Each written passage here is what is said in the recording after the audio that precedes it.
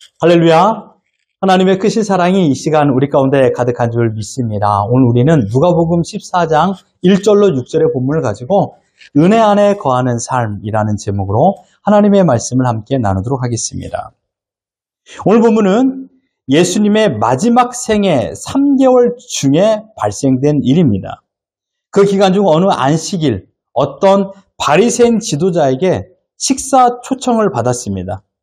그 집에 식사하러 가던 그 자리에서 이 사건이 발생된 것입니다. 여러분, 사람들 가운데 자신이 얼마나 살 수 있을까라고 알면서 살아가는 사람은 없습니다. 물론 큰 병에 걸려 당신은 앞으로 3개월, 아니 6개월이 지나면 이제 생을 마감할 것입니다라는 시한부 판명을 받은 사람은 그 사실을 알고 있죠. 과연 3개월 혹은 6개월 남은 자들이 남은 시간을 어떻게 살겠습니까? 하루하루가 소중하고 황금보다 더 귀한 시간처럼 여기며 살 것입니다. 예수님도 마찬가지셨습니다. 예수님께서는 자신이 얼마나 더 살지, 어떻게 죽어야 할지, 죽기 이전에 어떤 순환을 당하실지 모든 걸 알고 계셨습니다. 지금 성경에 기록된 이 시기는 예수님 죽기 3개월 전에 일어났던 시기입니다. 이때 바리새인의 지도자에게 식사 초청을 받게 되었습니다. 원래 바리새인 그룹은요, 높낮이가 없었습니다. 누가 높고 낮고 이런 것은 없었어요. 모두가 평등합니다. 다만 어떤 바리새인들이 학문과 덕이 높다 해서 많은 사람들로부터 지지를 받고 존경을 받는 일은 있습니다.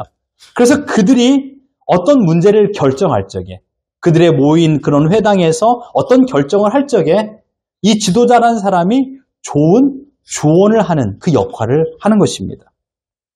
그런데 여기서 나오는 바리새인 지도자가 예수님께 안식일에 점심 잡수기를 청한 것은 순수한 존경심에 의하여서 발동되어서 예수님을 초청한 것이 아닙니다. 예수님의 잘못을 책잡기 위하여, 발견하기 위하여 예수님을 자신의 홈그라운드로 초청한 것입니다. 전에도 주일 말씀을 통해서 안식일에는 병든 자를 치료하는 것조차도 유대교에서 금한다라는 것을 우리는 말씀을 통해서 배웠습니다. 그러함에도 불구하고 예수님께서는 안식일에 18년 동안 허리가 구부러진 그 여인의 병을 치료해 준 사실이 있었습니다. 유대인들에게는 예수님을 공경에 빠뜨릴 수 있는 절호의 기회를 받았지만 예수님의 위대한 말씀 앞에 그들은 처참히 무너졌습니다.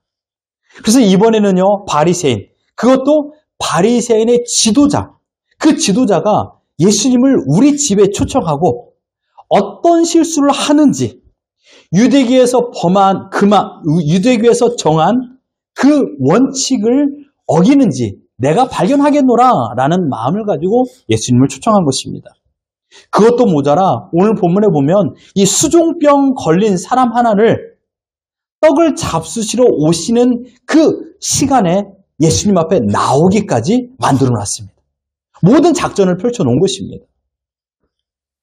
그러니까 바리새인들만 잔뜩 모여 있는 자리에 불청객 사람 하나가 들어와 지금 앉아 있는 것입니다. 여러분, 이 유대인들이 모여있는 자리에요. 이런 큰 병에 걸린 이런 바리새인들이 모여있는 자리에요. 이런 큰 병에 걸린 사람이 결단코 들어올 수가 없습니다. 누군가 초청을 해주든지 아니면 그가 몰래 숨어 들어오든지 그 둘 중에 하나가 돼야만이 그곳에 있을 수 있는 것입니다. 그럼에도 불구하고 이 수종병 걸린 사람은 그 자리에 있는 것입니다. 아마 바리새인 가운데 누군가가 그 수종병 걸린 사람에게 너가 예수님 만나서 병 낫기를 원하느냐?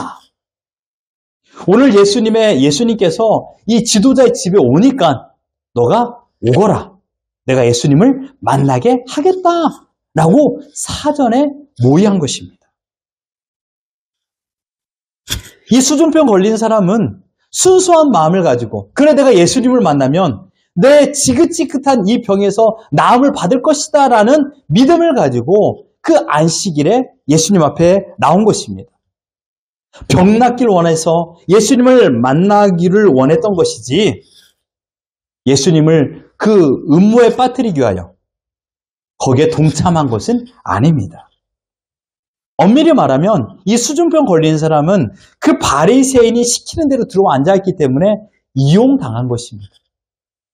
이렇게 해서 바리새인들은 그 병자를 예수님 앞에 내세웠습니다. 그들은 이 문제를 예수님께서 어떻게 해결하는가 보기를 원했습니다. 이미 자기들은 전에 했던 얘기를 들은 것이 있었기 때문에 여기에서는 더 확실한 증거를 발견하기 위하여 어떤 행동을 하게 됩니다. 1절 보십시오. 이렇게 말합니다. 그들이 엿보고 있더라.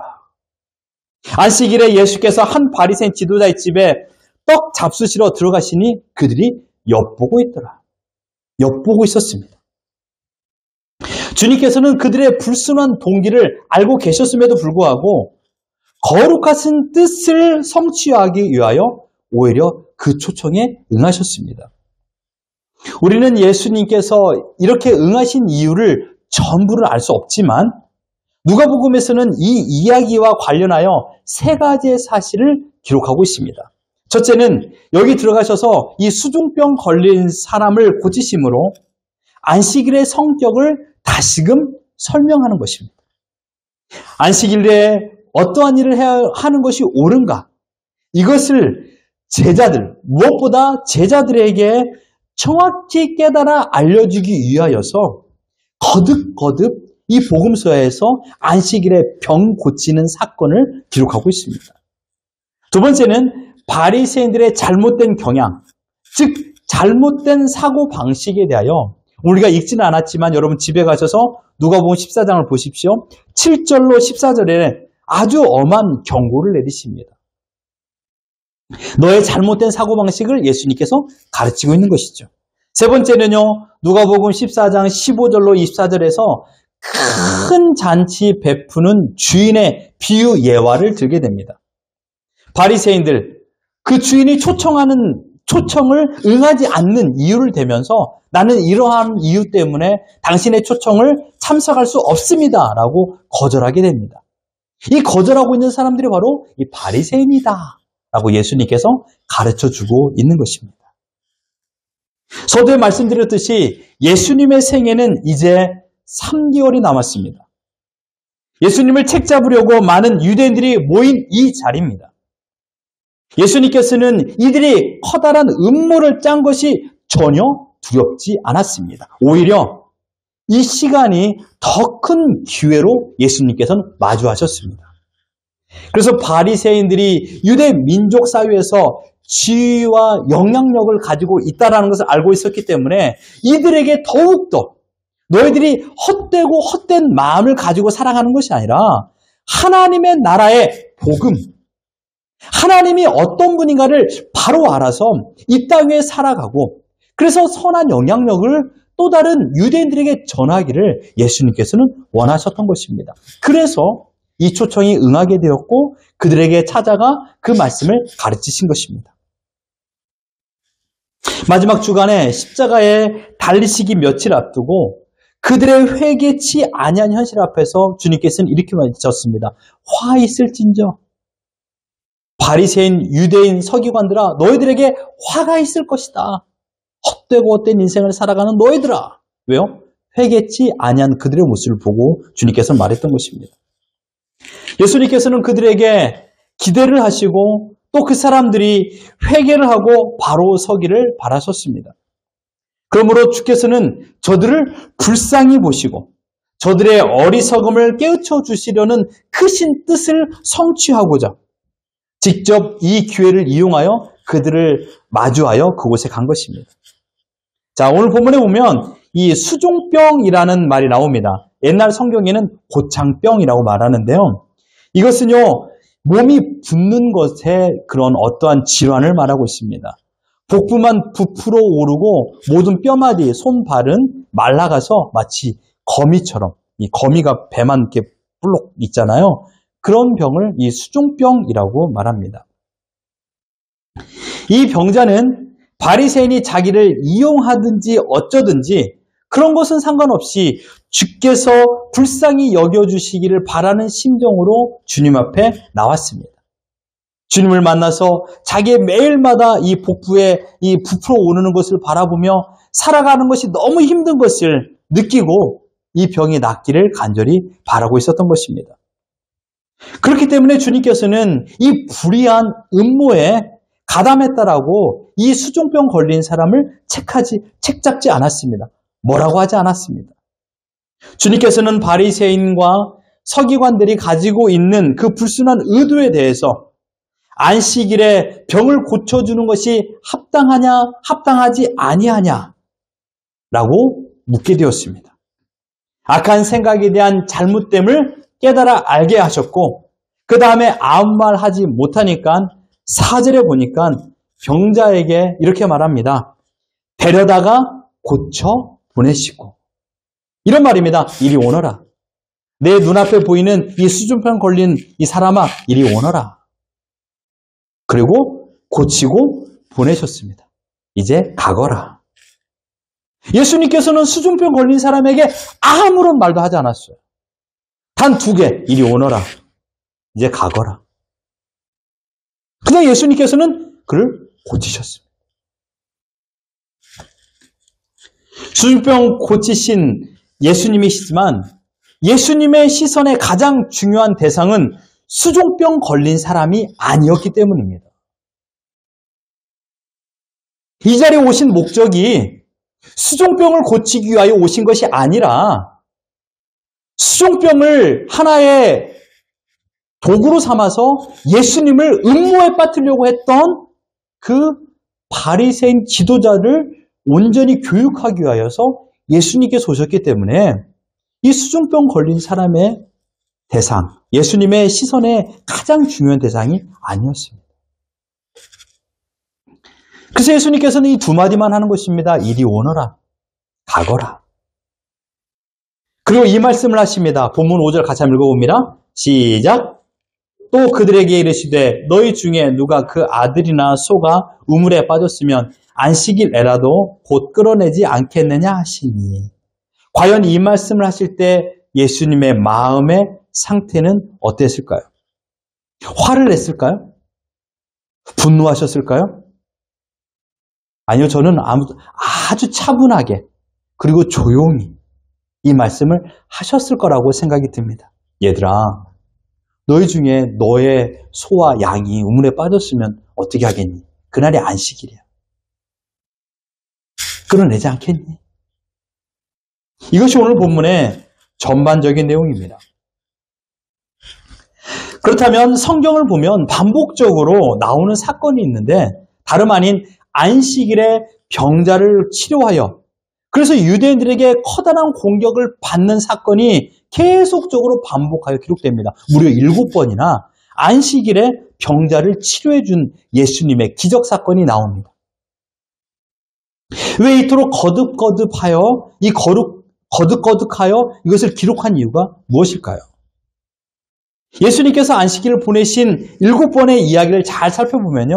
거기에는 하나의 패턴이 나옵니다. 언제나 반대자가 있었습니다. 그러니까 예수님을 책잡으려 했던, 예수님에게 음모를 끼치려 했던, 예수님을 모함하고 예수님을 공경에 빠뜨리려고 했던 그런 반대 세력이 있었다라는 사실입니다. 하나님께서 만드신 안식일의 의미와 인간이 변색해버린 안식일의 의미를 온전히 가르쳐주기 위하여서 예수님께서는 의도적으로 이 안식일의 병자들을 고쳐주신 것입니다. 하나님께서 만드신 안식일의 주인은 하나님이 주인이시다. 그래서 하나님을 기억하고 하나님께 감사하며 하나님께서 하나님의 백성으로 불러주신 그 은혜를 찬양하고 하나님께서 내 아버지라는 사실을 믿고 그 은혜를 따라서 일주일을 살아가거라. 그 시작점이 바로 이 안식일이었습니다. 은혜의 통로였던 것이죠.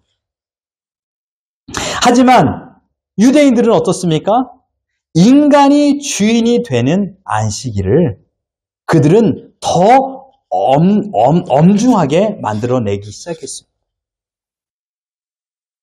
그래서 자신들이 지킬 수 있는 어떠한 법칙을 만들어낸 것이죠. 이것을 지키냐, 지키지 않느냐라는 것입니다.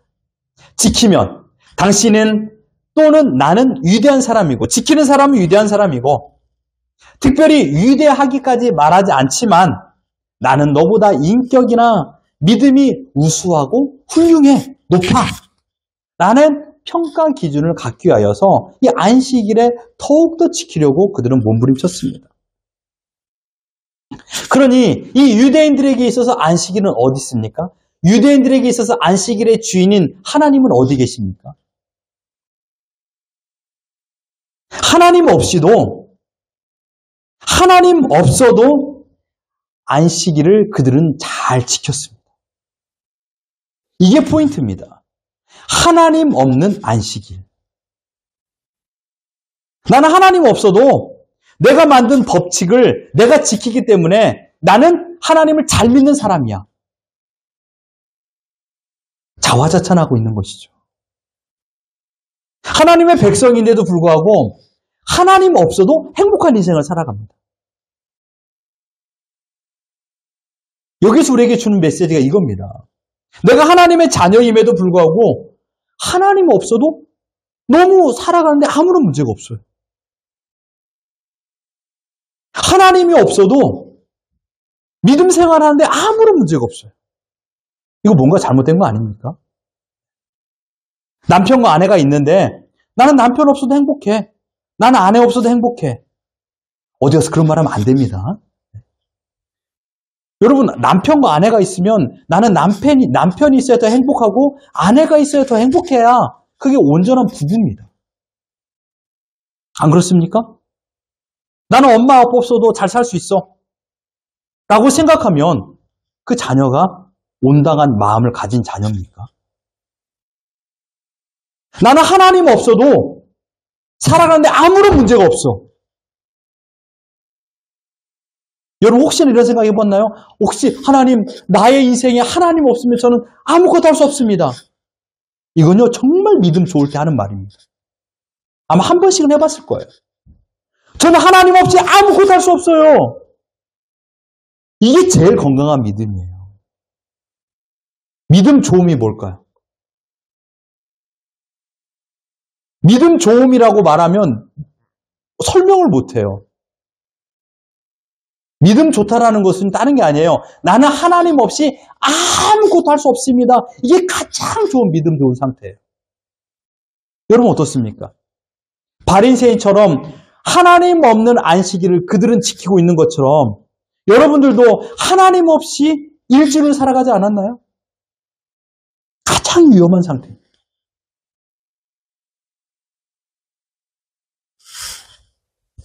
주님은 이러한 유대인들을 향하여 거룩한 가르침을 주셨습니다. 안식일의 주인은 너희가 아니다. 안식일의 주인은 너희가 만든 법칙이 아니다. 안식일의 주인은 하나님이시다. 똑같습니다. 여기서 안식일의 단어를 여러분의 삶으로 바꾸면 돼요. 너의 인생의 주인은 너가 아니라 하나님이시다. 이겁니다. 유대인들은 자신들이 만든 율법의 하나님을 모셨습니다. 그리고 율법의 하나님 안에 거하기를 원했습니다. 그리고 곳에서 평안을 누리고 보호를 받고 안식을 누리려고 했습니다. 그러니 얼마나 힘이 들겠습니까?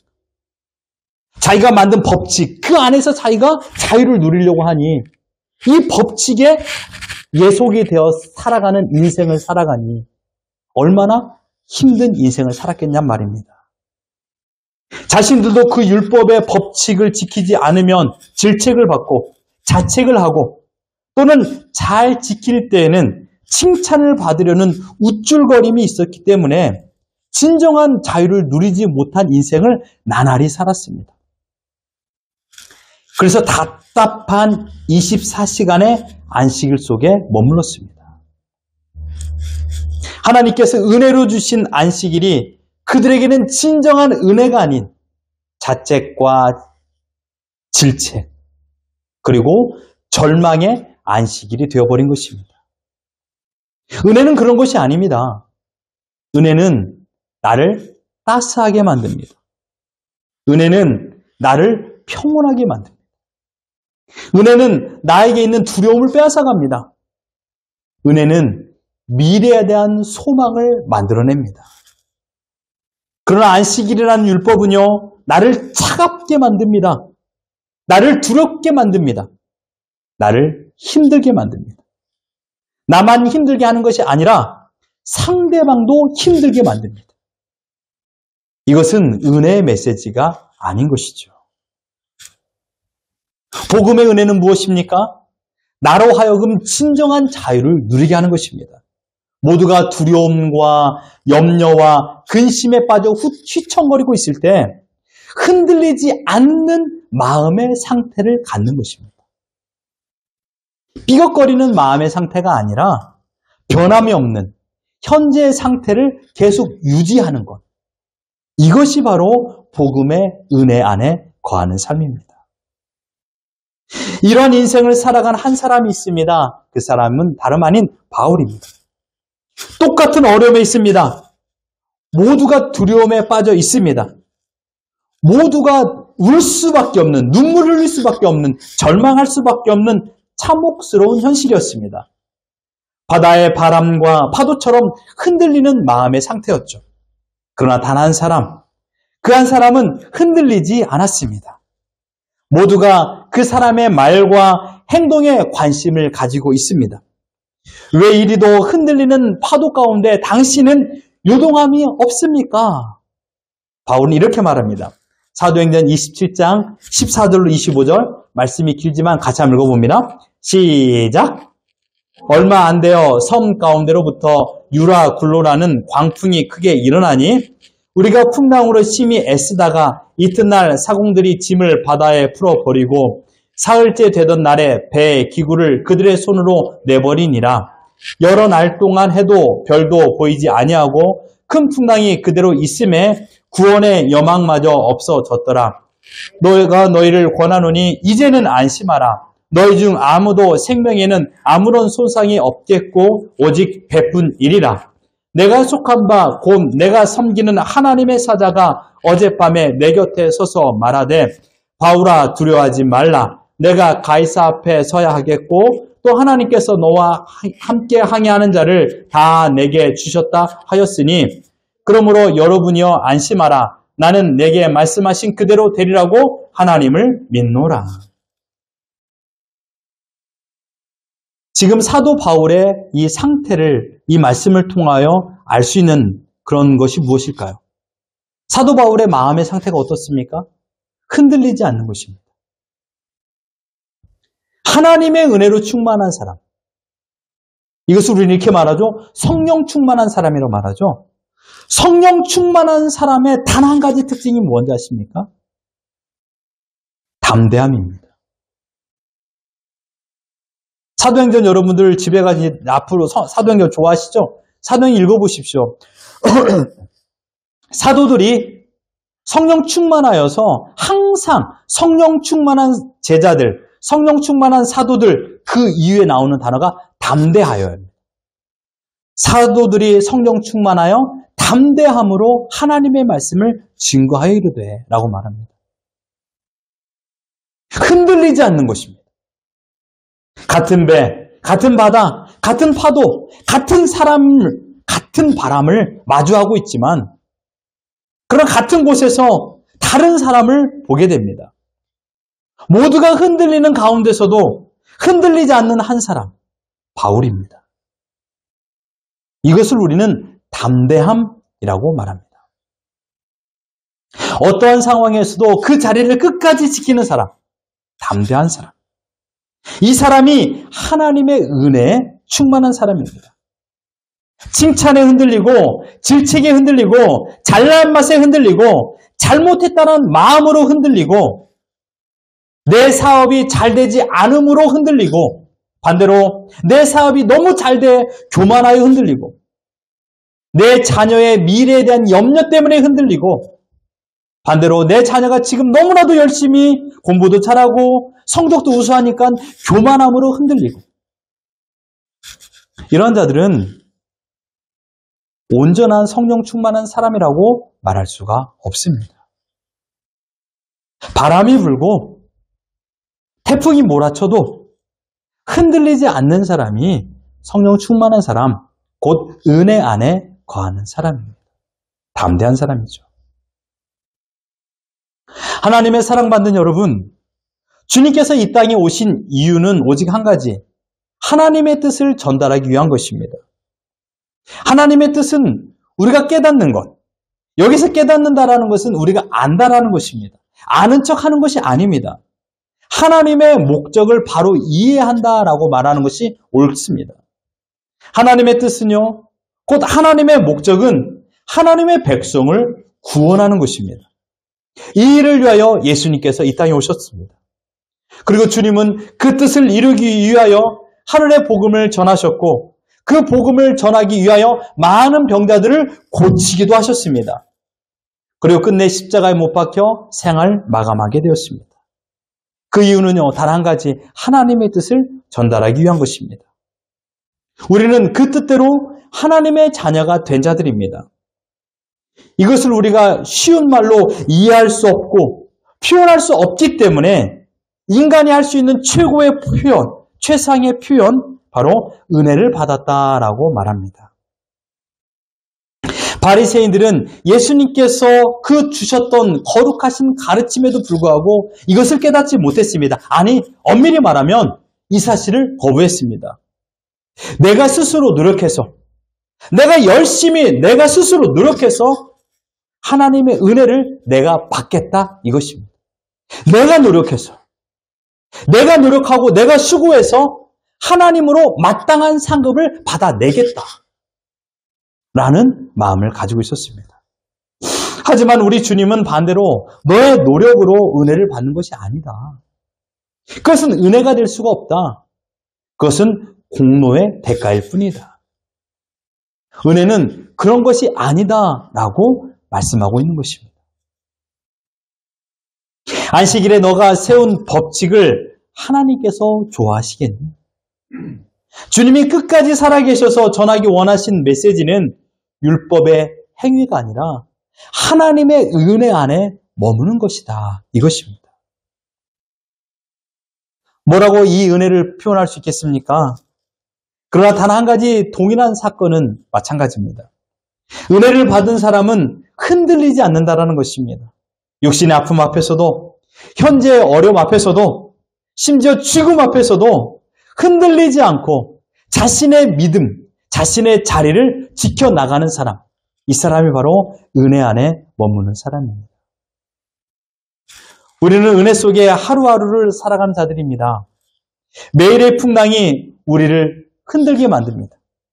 마치 제자들이 경험했던 밤바다의 풍랑 속에서 두려움에 사로잡혔듯이 우리도 동일한 삶을, 동일한 현상을, 동일한 어려움을 경험하며 살아갑니다.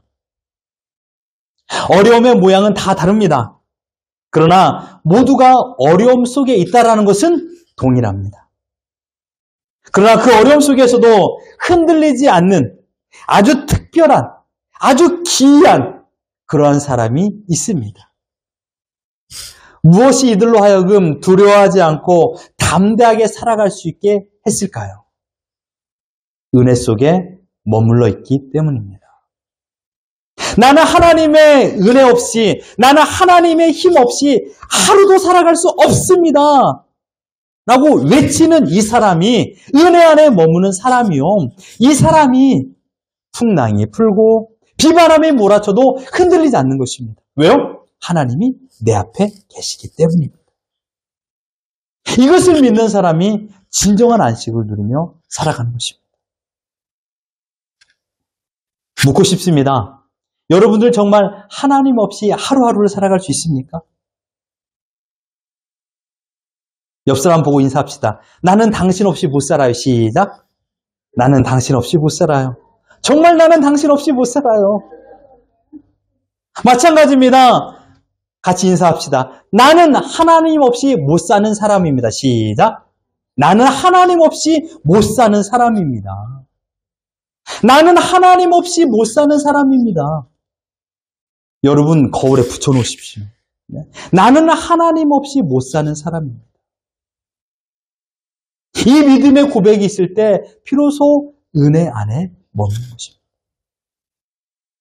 이 은혜 안에 머무는 사람이 어떤 인생을 살까요? 담대한 인생을 살아가는 것이에요. 흔들리지 않는 것입니다. 하나님의 사랑받는 여러분, 저는 여러분이 이런 은혜 안에 머무는 인생을 살기를 축원합니다. 그래서 흔들리지 않고 매일마다 담대한 인생, 하나님만 바라보며 오늘을 살아가는 우리 모두가 되기를 예수 그리스도 이름으로 축원합니다.